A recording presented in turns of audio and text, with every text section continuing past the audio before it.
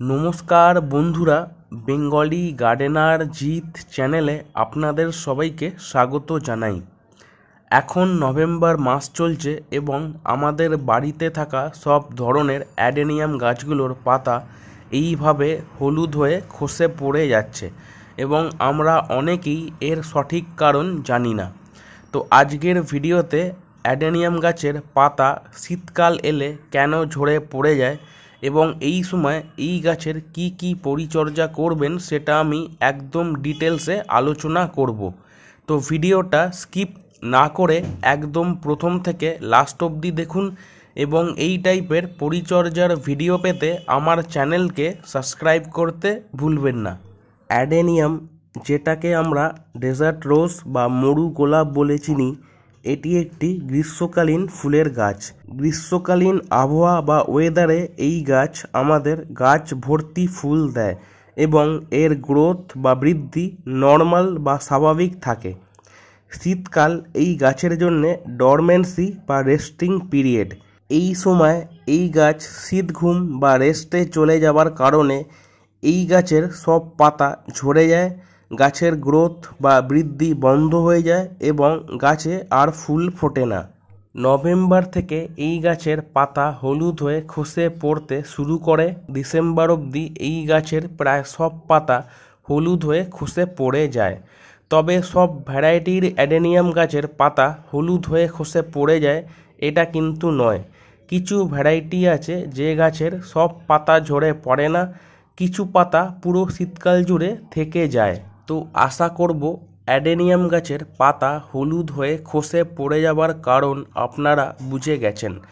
এরপর চলে আসব পুরো শীতকাল জুড়ে অ্যাডেনিয়াম গাছের আমরা কি পরিচর্যা করব।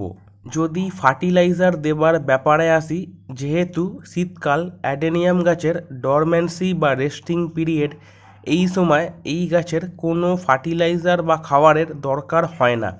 তো পুরো শীতকাল জুড়ে অ্যাডেনিয়াম গাছে আমরা কোনো ফার্টিলাইজার বা সার দেব না। এরপর যদি জল দেবার ব্যাপারে আসি, শীতকালে অ্যাডেনিয়াম গাছের খুব বেশি জলের প্রয়োজন হয় না। প্রত্যেক 20 দিন 25 দিন অন্তর একবার করে আমরা এই গাছের টবে জল দিতে পারি। শীতকালে প্রত্যেক দিন বা প্রত্যেক সপ্তাহে অ্যাডেনিয়াম গাছে জল দিতে লাগে না। প্রত্যেক 20 দিন 25 দিন অন্তর একবার করে আমরা এই গাছের টবে একবার করে জল দিয়ে দেব। এরপর যদি রোগ পোকার ব্যাপারে আসি, শীতকালে এই গাছে ফাঙ্গাস বা ছত্রাকের আক্রমণ হতে পারে, যার ফলে এই গাছের ডাল পচে যায় বা ডালগুলো শুকিয়ে যায়। যদি কোনো ডাল পচে যায় বা শুকিয়ে যায় তাহলে সেই ডালটাকে যতটা পচেছে তার একটু নিচে থেকে আমরা কেটে ফেলে দিয়ে ওই জায়গায় যে কোনো ফাঙ্গিসাইড মোটা করে গুলে লাগিয়ে দেব। শীতকালে এই গাছের কোনো প্রুনিং রিপোর্টিং মানে এই গাছের ডালপালা বা শিকড় কাটাই ছাটাই করা যাবে না, তাহলে এই গাছ মারা যেতে পারে। ফেব্রুয়ারি নাগাদ বা যখন থেকে গ্রীষ্মকালীন হাওয়া বইতে শুরু করে তখন এই গাছ শীতঘুম থেকে বেরিয়ে আসে এবং নতুন করে গ্রোথ বা বৃদ্ধি চালু হয়।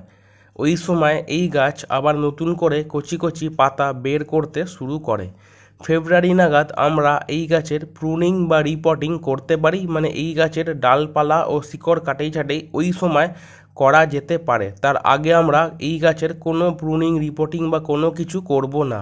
পুরো শীতকাল জুড়ে এই গাছকে কুয়াশার হাত থেকে আমাদের বাঁচাতে হবে।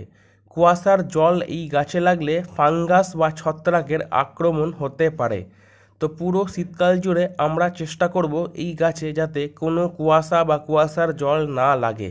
সেই ক্ষেত্রে আমরা এই গাছকে ঘরের ভেতরে রাখতে পারি বা এমন কোনো জায়গায় রাখবো যেখানে কোনো কুয়াশা বা কুয়াশার জল লাগবে না।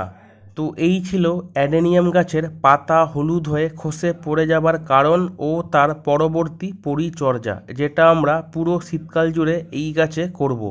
এই ভিডিওটা যদি আপনাদের কোনো কাজের হয় তাহলে অবশ্যই লাইক করবেন, বাকিদের সাথে শেয়ার করবেন এবং আমার চ্যানেলকে সাবস্ক্রাইব করতে ভুলবেন না। তো আজকের ভিডিওটা এখান অবধি রইল, দেখা হবে এর পরের ভিডিওতে।